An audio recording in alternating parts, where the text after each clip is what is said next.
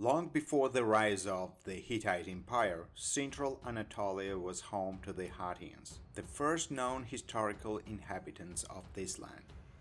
Their religion, although largely reconstructed through Hittite records, reveals a cosmic worldview in which humans, gods, animals, and nature were interconnected in a living animistic network. Mountains, rivers, springs, storms, and celestial bodies were not just natural phenomena. They were imbued with divine presence, shaping human life and society. In this episode, we trace the Hattian pantheon, its sacred rituals, and its enduring influence on Hittite religion and the wider religious landscape of Anatolia. The earliest Hattian texts and ritual traditions point to a richly animistic cosmos, where forces of nature and anthropomorphized deities coexisted. Among the earliest known deities was the sun goddess of the earth, attested in northern Anatolia.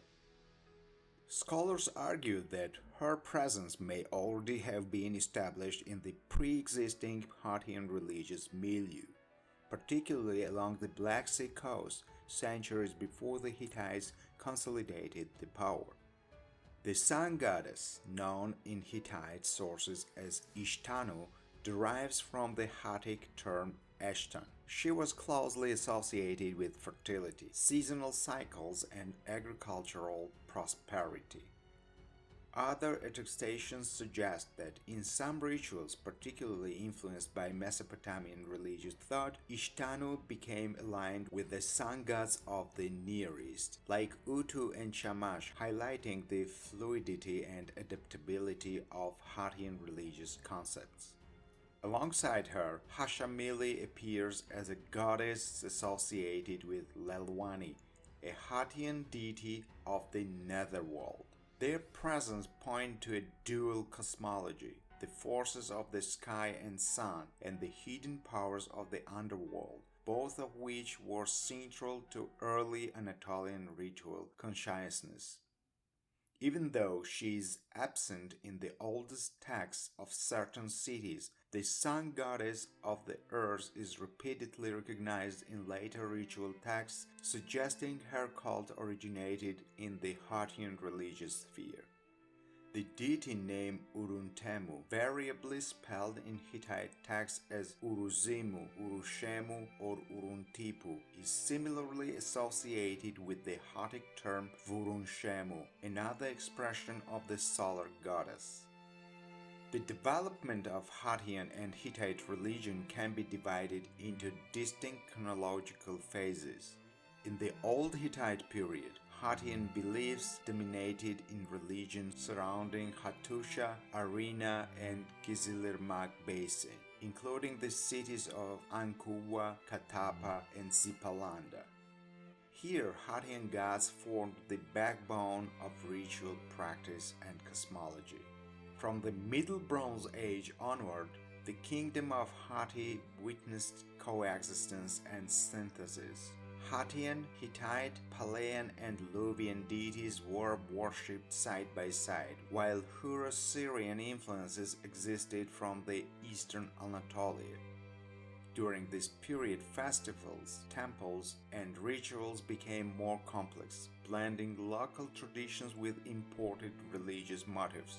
A process reflected in practices such as the sacrificial offerings of piglets to the sun goddess of the earth, common in Hurro-Luvian ritual contexts, but sometimes integrated with older Hattian incantations. By the Empire period, Hittite religion crystallized into what is referred to as the Thousand Gods of Hatti, an encyclopedic pantheon that included Hattian, Hittite, Luvian, Palaean, and Hurrian deities. Some identifications were straightforward, like Hattian Taru, the storm god, or Hurrian Teshzug, while others, such as Kanrushepa, proved more difficult to assign to a specific cultural origin. Hattian rituals were deeply intertwined with cosmic and seasonal cycles.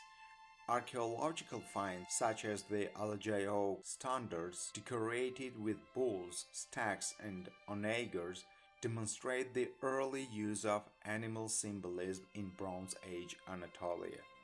These animals were not merely decorative, they conveyed sacred power and accompanied royal rituals, including journeys to the netherworld. Festivals celebrated the autumn and spring cycles, honoring both capital deities and local gods inherited from Hattian tradition. Seasonal festivals such as the Ki Iyam festival integrated older Hattian rites with royal ceremonies performed by the king and queen, sometimes in the form of a shared meal with the deity, a ritual preserved over centuries. Hattians also contributed to the conceptualization of cosmic order, invoking the gods of heaven, earth, mountains, rivers, springs, clouds, and the sea in political treaties, highlighting the intertwining of religious and social order in Bronze Age Anatolia. Deities like Kudashahili and Kuduli, whose names relate to the Hattian word Kud, meaning soul, illustrate how Hattian religion included gods tied to human fate, reinforcing the intimate connection between cosmic forces and daily life. While the sun goddess of the earth occasionally appears in northern Anatolian texts, her prominence in early Hattian Hittite religious tradition was limited. Some rituals associated her with piglet sacrifices, likely integrating Luwian or Hurro-Luwian practices with older Hattian liturgy. In contrast, a distinct chthonic solar deity existed in Hattian cults, particularly in Narek and associated with Lalvani, underscoring the duality of solar and underworld powers. This duality emphasizes a cosmology in which sky, earth, and underworld were complementary spheres, each populated by active divine agents. The Hittites inherited these traditions, expanded and confided them into the state pantheon, preserving Hattian elements while incorporating other cultural influences. The sun goddess of the earth and male solar deities evolved alongside interactions with Syrian, Luwian, and Palaic religious frameworks, illustrating the adaptive and syncretic nature of Hittite religion. Hattian and Hittite religion reflected a deeply animistic worldview. Humans recognized that they could not control the weather, seasons, or fate. Gods governed these domains, and religious ritual allowed humans to participate in the cosmic order. Kings and chiefs, while political authorities, functioned in tandem with the divine hierarchy. Sacred meals, festivals, and invocation of gods in treaties reinforced the perception that human society existed within a universe suffused with divine forces.